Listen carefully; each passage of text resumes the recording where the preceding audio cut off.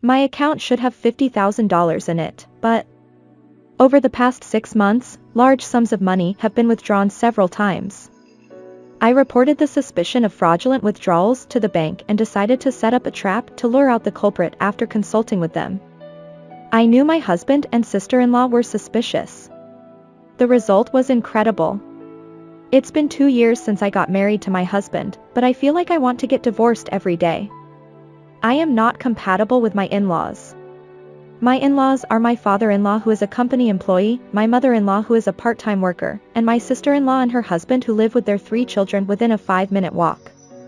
By the way, my brother-in-law is currently working overseas alone. On the other hand, we are both full-time workers without children yet and live in an apartment about an hour's drive from my in-laws. Going back to when we first met each other's families, I thought I could get along well with them when I saw how my in-laws praised me, spoke ill of their son's self, and joked around while laughing together. So we got married. The wedding was satisfying for the invited guests. After that, we went on our honeymoon to Taiwan. There, I met an elderly Canadian man at breakfast. I lost this hotel guest benefit coupon and was going to buy souvenirs with it. I said, "We haven't used ours yet, and we have 2. Shall we give you one?" But for some reason, the old man's tone changed midway through our conversation and he tried to leave. Because my husband was staring at him with a stern face before I knew it. The old man left the restaurant. My husband shouted, "Why did you try to give that beggar something so easily?" I replied, "He didn't even ask for it, and we weren't going to use it anyway. He was just in trouble." Then he laughed unpleasantly and said, "There you go again, being a hero." I didn't mean it that way at all and was stunned by his words. I was preparing to hand over an envelope to that elderly gentleman before he checked out, but he wrote a blessings, in large letters on the envelope. I muttered to myself that it was too small and embarrassing for a human being. Although I was able to hand over the coupon to the front desk without any problems, I was in a cold war with him for a long time afterwards. I didn't want to divorce him there, but I was worried about what would happen next even on the plane ride back home. As soon as our newlywed life began, problems arose as expected. The problem was caused by my sister-in-law. At the time of our marriage, my sister-in-law was expecting twins in 3 months. For some reason, my husband asked me if it was okay to give her my contact information because she had something to consult with me about. I couldn't imagine what she wanted to talk about, so I put off answering. However, during that time, my husband told me that he had given her my contact information. The next day, my sister-in-law said to me, "I think we'll be relying on you for a lot of things from now on since we're family now. You know how hard it is to raise 3 children these days, don't you? If you're a full-time housewife like you are, you'll definitely be an asset." She then said, "For now, keep your schedule free for a year and a half." When I asked her if she meant that I should help with child rearing, she laughed and said, "It's just something like an at-home job." She didn't listen to me after that. On that day, when I told my husband, "My sister is right. After all, you became a member of my family when we got married. She doesn't need to tell you in advance that she wants you to cooperate." I replied, "If she doesn't have enough hands, can't she ask her mother or her husband's family for help?" But my husband decided, it's useless to say that now. For the time being, it's your job to pick up and drop off the older child while my sister is hospitalized. However, it takes an hour by car from my home to my sister-in-law's house or my parents-in-law's house. It would take half a day to travel back and forth every day to match the children's nursery school and return home. Even if my sister-in-law and parents-in-law do not understand remote work, I cannot understand why my husband allows his sisters rampage. Furthermore, you are a hero of justice, so of course you will help your sister-in-law who is in trouble," he said with a grin. I'm tired of my husband's persistence. The next day, I went to my parents-in-law's house and decided to refuse everything about my sister-in-law. The next day, my sister-in-law asked me to pick up and drop off her nephew immediately. "I can't accept it because I have work and distance," I said firmly. However, my parents-in-law said, "Don't you have any compassion? Don't you learn from your parents? That's outrageous." They got angry. To me, who was surprised, Father-in-law said, a wife is someone who serves her husband, her parents-in-law, and her sister-in-law and lives to serve her ancestors. Fact is stranger than fiction. My parents-in-law saw my behavior and seemed to think that I had finally realized my mistake.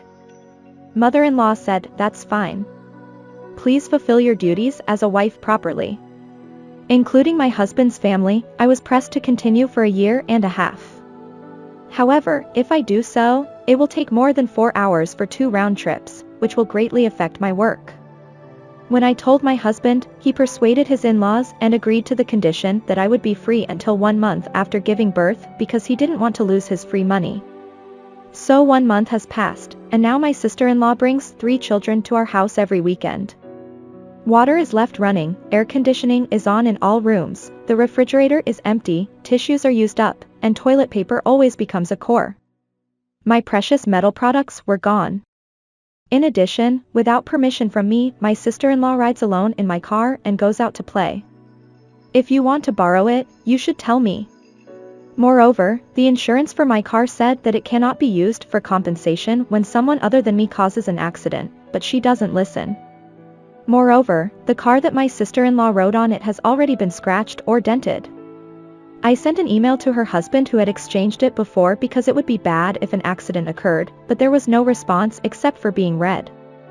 Then my husband and sister-in-law started pushing their children onto me and started going out to play. Moreover, the play escalated gradually. During that time, I took care of 3 children who were not used to it while doing housework accumulated on weekdays. On one weekend too, my sister-in-law left the children entirely up to me and went out with my husband. On Monday morning, I went to the bank after my husband left for work and finally returned home. I was surprised to see that my account balance was supposed to have $50,000 in it, but it had only 3 digits. Upon closer inspection, I found that a large sum of money had been withdrawn several times over the past 6 months. I reported the suspicion of fraudulent withdrawals at the counter and, after consultation, decided to set up a trap to lure the culprit. The following weekend, my sister-in-law forced me to babysit her child as usual and went out with my husband. Moreover, my in-laws were also going on a one-night hot spring trip that day. You should study for future childcare. That's right. You're lucky you can learn for free. Lucky you. They said such things. The next day after my in-laws went to the hot spring, I received multiple calls from my sister-in-law. If I ignored them, messages would arrive one after another on email and other SNS. After a while, I reluctantly answered the phone and heard her loud voice. I can't withdraw money. What's going on? I said, I couldn't understand what you were talking about, and asked her what she meant by my bank account. She just kept cursing at me. Then my husband came out and shouted. This month was a bit tight because of some expenses. We didn't have enough credit available, so we decided to pay cash for this trip. But we can't withdraw any money now. I asked. First of all, whose bank account is it? It's mine, right? Why is your sister trying to use my money without permission?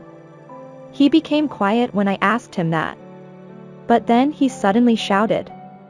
That doesn't matter now. We can't pay for our stay at the inn like this. We don't even have money for the train back home. Then my in-laws started chiming in from behind. That's right. We'll talk about it when we get back home. Yes. Send some money to your son's account right away. That's a good idea. I was disgusted by this crazy family and said coldly. You heard me, right? Transfer about $2,000 to my account right now. But I say. I can't do it. I have to go to the police now. The other end of the phone goes silent again. And after a long silence. Police? Why? If someone withdraws money from my account without permission, it's normal for them to file a notice. I laughed and her sister-in-law seemed to have heard it. She said. Huh? You're my brother's wife, right? One's wife's stuff belongs to the family she married into, so it's okay, for me, my family, to use it. Don't you understand that? I said. I don't understand such incoherent logic. And now, my father-in-law shouted. There's no way stealing can happen between family members. My father-in-law started shouting. Of course it's not possible for theft to occur within a family. I asked him if he meant that theft between relatives is not punishable by law. He replied, of course. If you know that, don't ask. I immediately responded. Sister-in-law and I are not relatives living together, so we are not exempt. My father-in-law was speechless. Then my husband asked me if I was planning on suing his sister. I told him that I would sue her as a victim and also consult about other items such as precious metals that my sister-in-law had taken without permission as theft victims. My sister-in-law interjected with whether there was evidence of such things. However, her flea market app account had already been identified and records of items stolen from me were posted there. Some of them even had photos of warranty certificates so they could be identified as mine immediately. She started crying when she heard this. Then my husband got angry and said, how dare you make my sister cry? Apologize to her. I replied, I am a champion of justice and cannot overlook wrongdoing. And I told him that I was preparing for divorce and that he should pay compensation and divide property properly. Divorce, oh, I see. You're a hypocrite. You cannot beg me to stay. I won't pay any compensation. He laughed.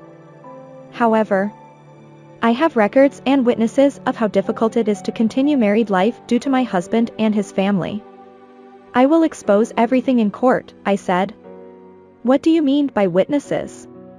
My husband shouted, and the person sitting in the passenger seat spoke into the mobile phone connected to the car's speaker. Sister-in-laws, it's me. Your sister's husband. As a member of the family, I have seen and heard all of your misdeeds. When I realized that money was being withdrawn from my account without my permission, the bank employee told me that if there is no record in the passbook, the possibility of the culprit being someone who can take out the cash card and know the PIN is high. In most cases like this, it's unfortunately done by family members. So I came up with a plan and sent a usage statement of about $3,000 transferred from another account to the account that was used without permission and left it in a conspicuous place in the house. At the same time, I changed the PIN from the previous one. By doing this, even if my sister-in-law tried to withdraw money with the previous PIN, the cash card would be locked and unusable after 3 failed attempts. I thought of this as a trap to ruin all members of my husband's family. When I found out that my bank account was being withdrawn without my permission, the banker told me that if there is no record in your page, the possibility of the culprit being someone who can take out the cash card and know the PIN is high. In most cases like this, it's unfortunately done by family members.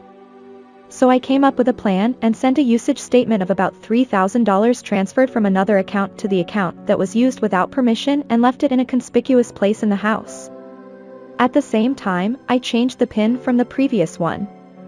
By doing this, even if my sister-in-law tried to withdraw money with the previous PIN, the cash card would be locked and unusable after 3 failed attempts. I thought of this as a trap to ruin all members of my husband's family.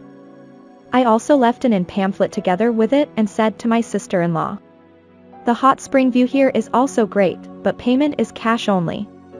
It's rare these days, isn't it?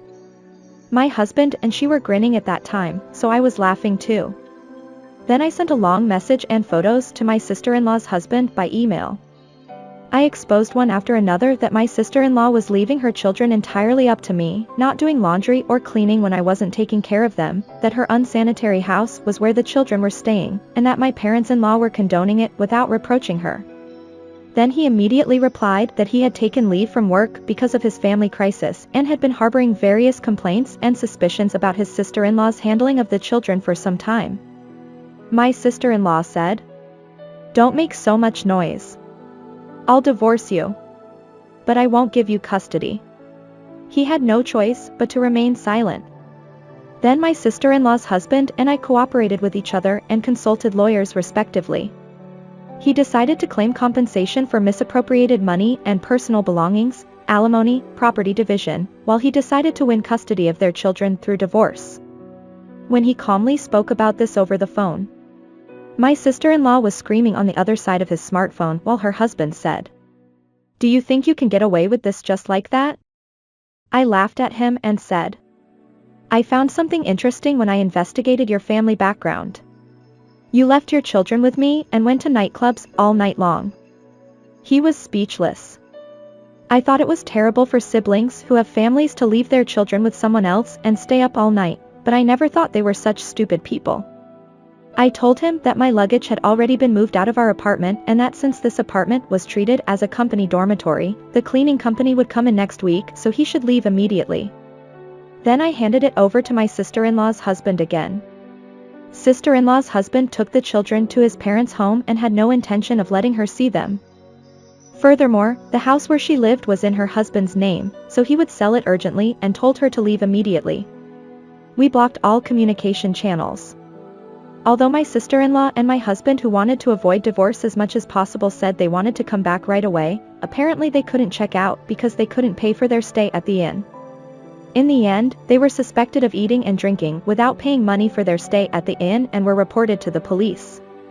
After being severely scolded by them, they signed a memorandum promising to pay as soon as they returned home and managed to return home by taking ordinary trains.